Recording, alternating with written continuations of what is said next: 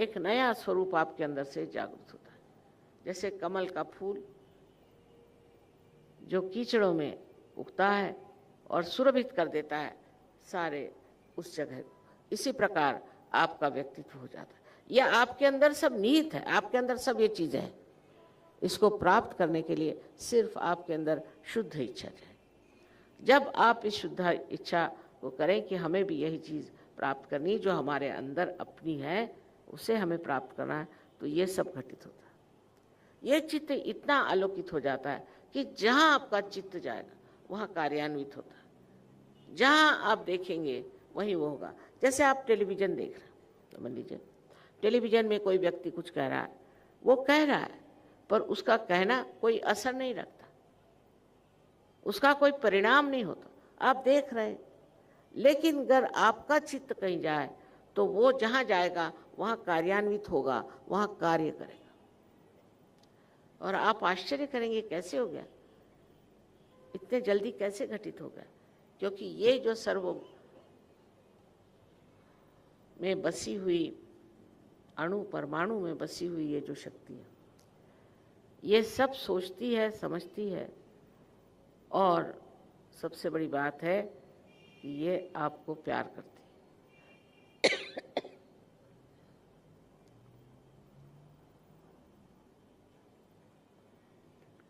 ये प्रेम की शक्ति, और ये प्रेम की शक्ति आपके अंदर जागृत होते ही आप अनुकंपा से बढ़ जाते।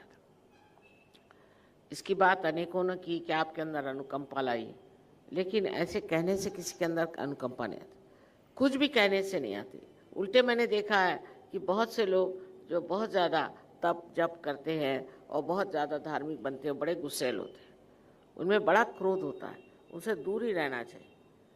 क्योंकि वो जो कर रहे हैं उसमें उनमें शक्ति अभी ऊपर से आई नहीं।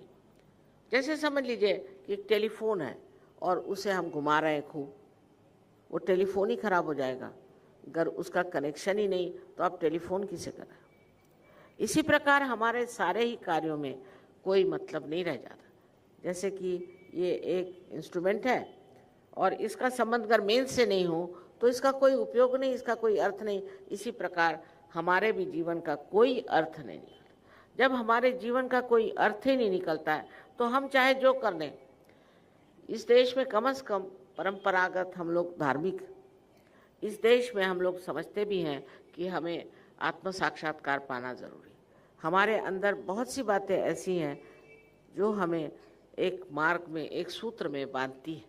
लेकिन और देशों में जाइए तो अजीब अजीब लोग काम करते हैं, जिससे कि ऐसा लगता है कि इनको मालूम नहीं ये कौन है। जैसे बाल सब काट लेंगे, कहीं यहाँ से तुर्रे निकाल लेंगे, कहीं कुछ अजीब से कपड़े पहन लेंगे, कहीं कुछ समझ में नहीं आता।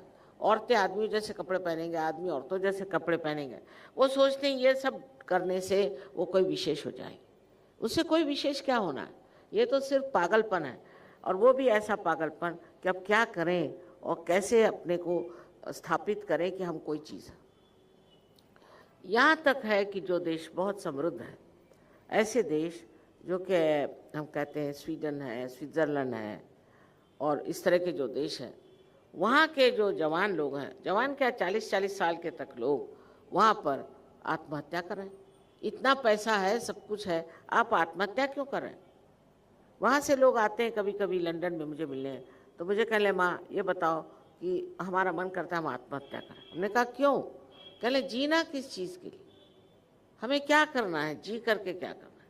ये तो सभी लोग इस तरह से जी रहे हैं, हम ऐसा जीना नहीं चाहते। हमारा क्या महत्व है, हमारी क्या ज़रूरत है, इससे अच्छा हम मर जाना चाहते हैं। जहाँ की ये चरम सीमा पर पहुँच गया है ऐश्वर्य, जहाँ लोग सोचते हैं हमारे पास बहुत कुछ आ गया, अब हमें नहीं चाहिए, बहुत हो गया, तभी ये तत्व हमारे अंदर जागृत होता है जहाँ हम खोजते हैं। और खोजने का जब तत्व शुरू हो गया उसे हम कहते हैं कि यही अब एक साधक होगा। ऐसे बाहर बहुत ज़्यादा साधक है, इसमें कोई शक नहीं, पर यहाँ से आपने बहुत सारे गुरुओं को एक्सपोर्ट कर दिया, उनको खा रहे पी रहे, उनको बेवकूफ़ बना रहे। लेकिन आप हिंदुस्तानी, आपको सोचना चाहिए कि हिंदुस्तान वास्तव में एक महान योग भूमि। हाँ, हमारे यहाँ देशद्रोही बहुत है, हमारे यहाँ खराबियाँ बहुत है, लेकिन बहुत कहने पर भी अगर देखा जाए तो फीसदी परसेंटेज उसका बहुत, और ये लोग सब ठिकाने लग जाएंगे। इसकी जो महत्ता वो सोचनी चाहिए कि इस देश में बड़े बड़े संत साधु हो गए, और वो जो कह गए हैं वो सिद्ध करने के लिए आप आए हो। आप आज जिस संसार में जो आए हुए हैं, आपको वो चीज़ सब प्राप्त होने वाली है जो जो आपको अभी वचन दिया गया। आपके ऊपर ये जिम्मेदारी है। देशद्रोहियों को भूल जाइए, गलत लोगों को भूल जाइए, दुष्टों को भूल जाइए, उनका तो कोई इलाज नहीं। नामदेव ने कहा है कि दुष्ट होता है वो दुष्ट रहता है, उससे दूर ही रहना चाहिए। खा कि जैसे मक्खी है, मक्खी अगर किसी खाने पर बैठ जाए तो उल्टियाँ करो, और कहीं गलती से मक्खी खा ली, वो मर भी जाएगी तो भी आपको मार डाले। इसी तरह से दुष्ट लोग होते हैं, उनसे मेरा मतलब नहीं। मेरा मतलब उन लोगों से है कि जो सर्वसाधारण समाज में अच्छे लोग हैं और जो समझ नहीं पाते कि वो ज़िंदगी में क्यों है। बहुत से लोग इसलिए भी खराब हो जाते क्योंकि उनको कोई सहारा नहीं रहता। अपना ही सहारा हमें खोजना है। हमें किसी गुरु के पास जाने की ज़रूरत नहीं, कुछ नहीं, आप ही अपने गुरु होने वाले। आप ही को अपना मार्गदर्शन मिलने वाला है, और उस मार्गदर्शन में चलते चलते आप समझ जाएंगे कि आप हैं क्या। आप कोई कम चीज़ नहीं, विशेषता एक मानव स्वरूप है, और आप पैदा हुए इस भारत भूमि पर जो एक महान योग भूमि है। मेरा विश्वास करिए कि महान योग भूमि है ये। इसके जर्रे जर्रे में चैतन्य भरा हुआ है, इसके कण कण में चैतन्य भरा हुआ है।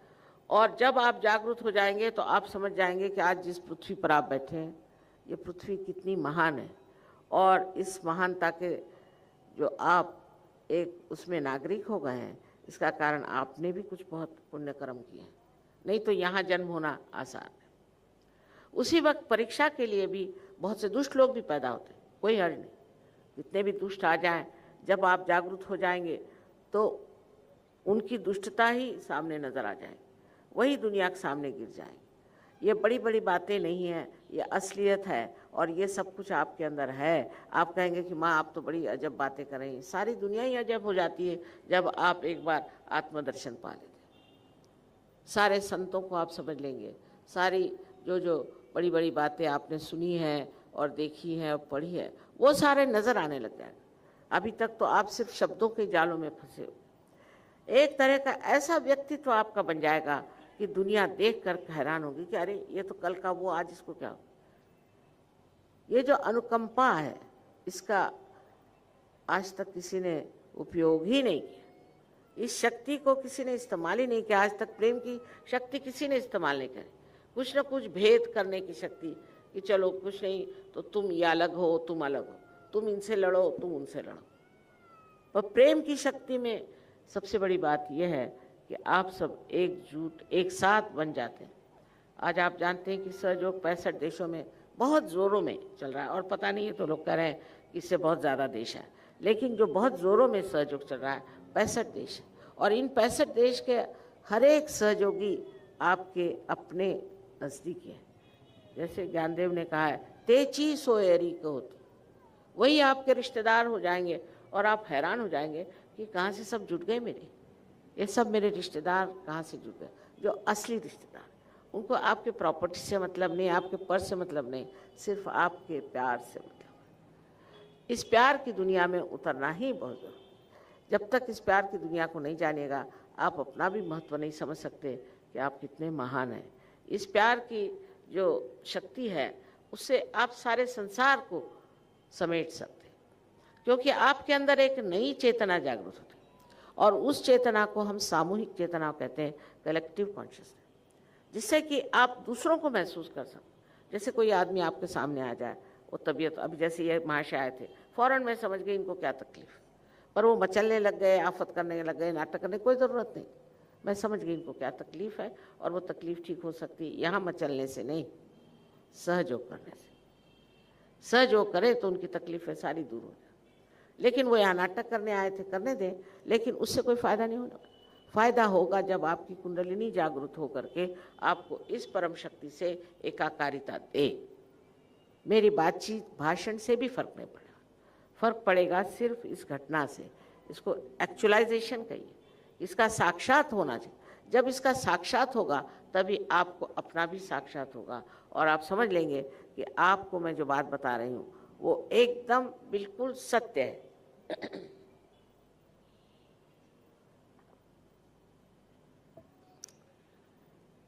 इस पर ये जान लेना चाहिए कि ये सब होने के बाद आप परमात्मा के साम्राज्य में आते। परमात्मा का साम्राज्य पूरी तरह से अलौकिक है और उसका कार्य इतना सुंदर और इतना मज़ेदार होता है। जिस तरह से नाटक खेलते उस तरह से उनके साम्राज्य में ये परम चैतन्य जो है ये कार्यान्वित होता है।